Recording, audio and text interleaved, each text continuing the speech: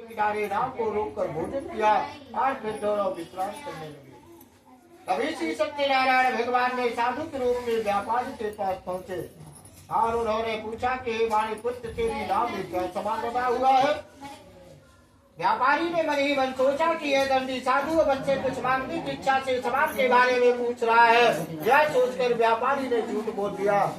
ना ये दंडी साधु मेरी राह में तो बेरा पत्ते भरे हुए हैं। व्यापारी के झूठे वचन को सुनकर दंडी साधु ने सत्यनारायण भगवान क्रोधित होते हुए कहा कि ये वैश्य जो तुमने कहा है वही सत्य होगा। इतना कहकर दंडी साधु सत्यनारायण भगवान बाहर से आगे की ओर चल दिए और कुछ दूर चलकर वापस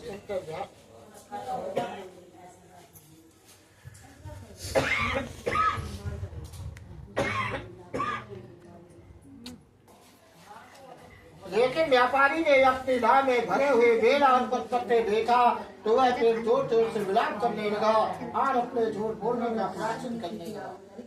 रोते रोते व्यापारी ने मूर्छित हो गया। कुछ देर के बाद जब उसकी मूर्छा नष्ट हुई तब वह फिर विलाप करने लगा।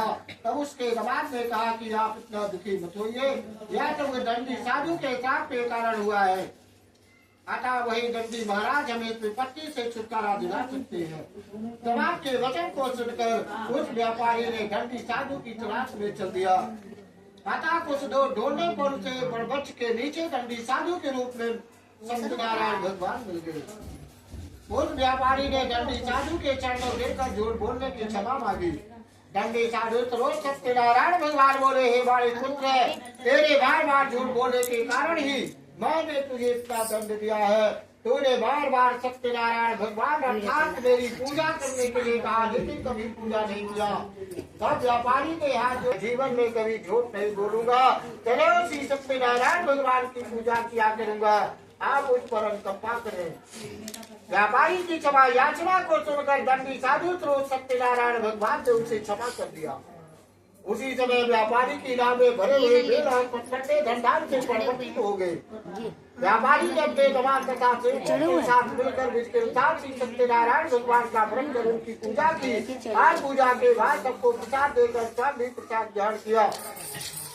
इसके बाद व्यापारी ने अपने नगर की ओर चल दिया। अपने नगर में पहुंचकर व्यापारी ने एक सेवक को अपने घर भेजा और सेवक ने उसके घर पहुंचकर लीलावती को सूचित किया। उस समय लीलावती और करावती दोनों सत्यनारायण भगवान की पूजा कर रही थी।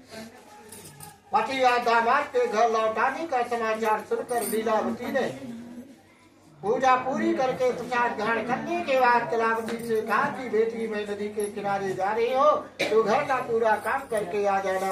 इतना कहकर लीलावती ने नदी की ओर चल पड़े। परंतु कलावती ने पति से मिलने की खुशी में प्रसाद ग्रहण के बिना ही घर से निकलकर नदी के किनारे जा पहुंची। उसके प्रसाद ग्रहण न करने के कारण सत्यनारायण मेरी कन्या मेरा प्रसाद ग्रहण के बिना ही घर से निकल कर चली आई है। यदि अब तेरी कन्या प्रसाद ग्रहण करके वापस आए तो उसके पति के दर्शन अवश्य होंगे। आज डूबी हुई नाव भी जल के ऊपर आ सकेगी। कलावती ने वैसा ही किया। उसके प्रसाद ग्रहण करके वापस लौटने पर नाव जल के ऊपर आ गई और दामाद भी सुरक्षित नदी से निकल आया। घर लौटकर व्यापारी ने अपने दामाद तथा सेवकों के साथ मिलकर के अनुसार श्री सत्यनारायण भगवान का व्रत कर उनकी पूजा की और पूजा के बाद सबको प्रसाद देकर सब भी प्रसाद ग्रहण किया। इसके बाद उसकी सभी मंगल कामनाएं पूरी हुई और वह आनंद पूर्वक मोक्ष को प्राप्त कर सीधा विष्णु लोक को चला गया।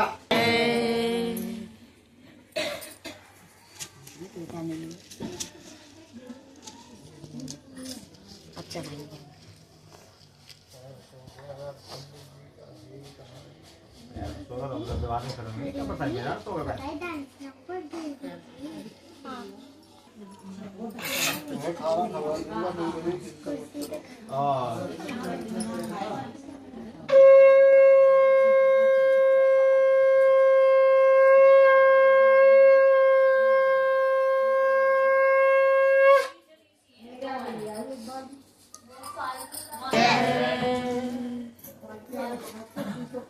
जय श्री सत्यनारायण।